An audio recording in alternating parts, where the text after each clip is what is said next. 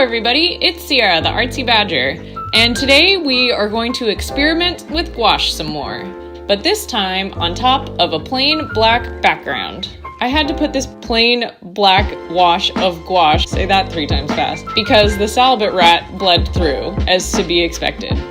So let's get to it. As usual, we're using this skulls book for reference, and today we're gonna be drawing a cassowary skull.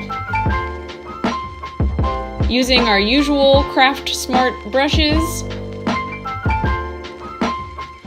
my Winsor and Newton designer gouache, and the usual things that come with working with wet mediums, such as water and a towel.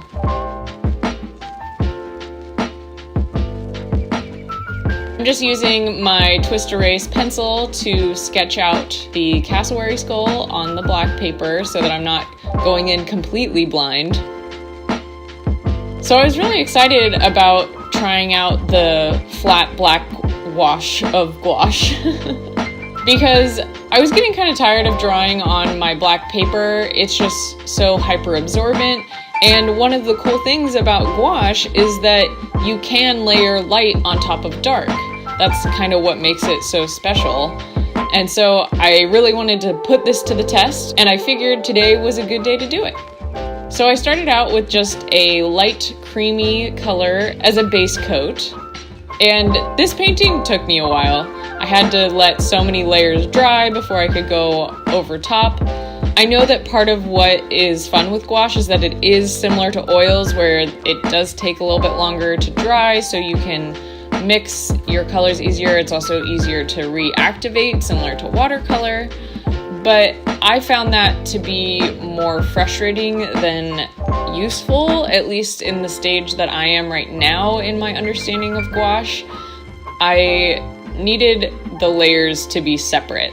And so even though you don't see it here, I gave it a lot of time to dry in between each sort of stage of coloring.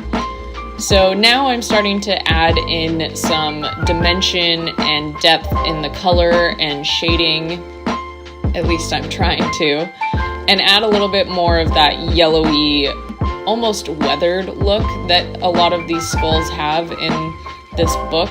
I'm pretty sure that that's actually from the fat that is in your bones. Bones are actually pretty oily when they are left to dry. It's only once they're damaged through being in the sun and drying out that they become that sort of skull white that most people associate skulls to be colored as. But if you have a skull that is in pristine condition and that hasn't decomposed in sort of a more natural way, I suppose, it'll be that more yellowish orangey color. The next thing that I struggled with was making the darks of the shadows not as dark as the background, which obviously I didn't want to go in with straight black, but even some of the darker browns I laid down, I felt like could have been lost into the background, so that was kind of a struggle.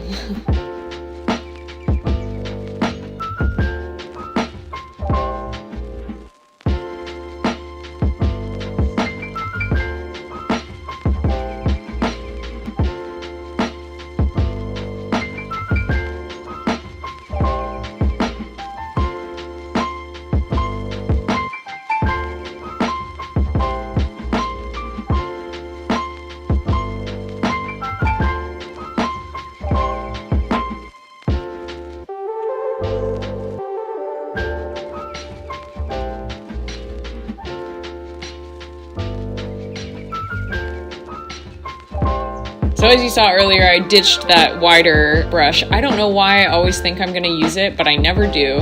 And I even brought in the super detail brush for this piece to do the sort of vein lines and cracking lines.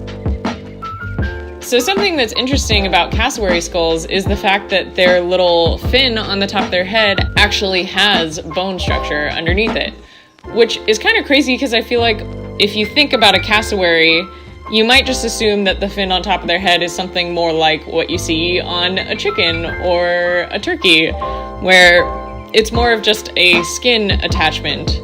But nope, it's hard as a skull under there, which I think is pretty cool.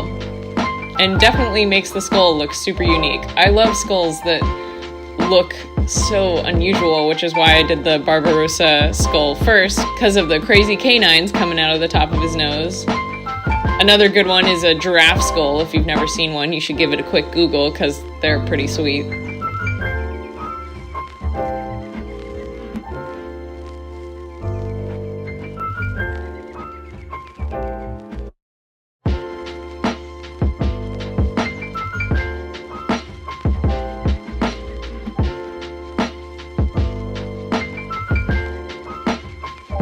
I think it's when I start to do all this detail work with this detail brush that the piece really starts coming together and looks more and more like a cassowary skull. As usual, I struggled a little bit with gouache because I'm so new to it. I mean, I've used it a handful of times now. You guys have seen my whole process of learning and messing up and struggling. But I think I'm kind of getting the hang of it. It's pretty fun. I used to paint with oils all the time, and so it feels kind of good to get back into painting again. I definitely missed it.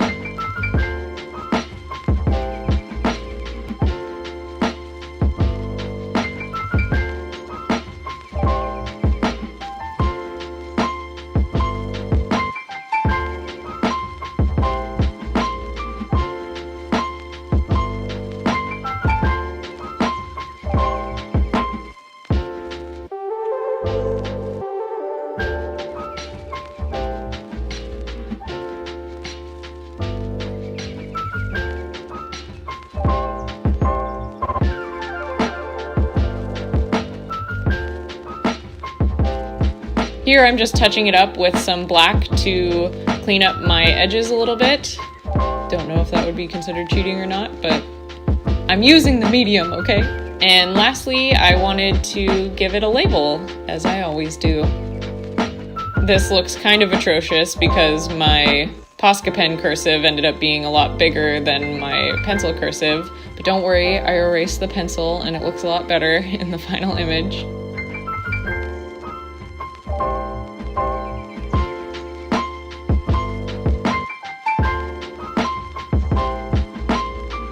And that's it. Another Drawcember day completed. I hope you guys enjoyed it. Thank you so much for watching, and I'll see you tomorrow.